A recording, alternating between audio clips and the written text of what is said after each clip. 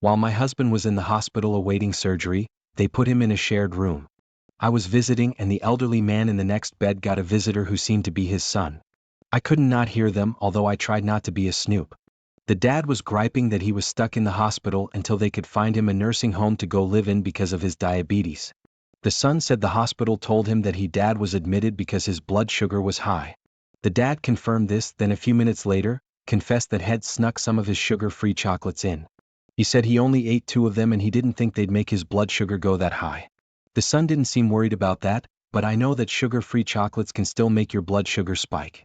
A few minutes later, a nurse came in to check his blood sugar. She was shocked to see it was almost. She said out loud how she didn't understand, he had only eaten a small lunch since his last test and she thought the equipment must be malfunctioning. Now I was really paying attention. She left to go find a different test kit. I was shaking my head as the old guy did not confess his secret chocolates.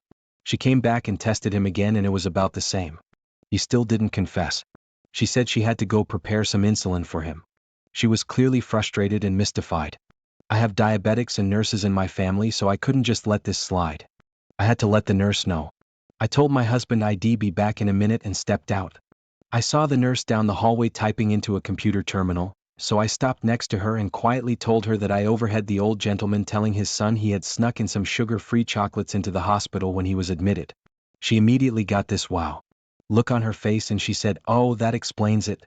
I told her that I didn't want her thinking that his diabetes was really that bad or that he had some other serious medical problem or even that her testing equipment didn't work. I told her he was just sneaky, loved his chocolates and clearly didn't want to confess to a nurse.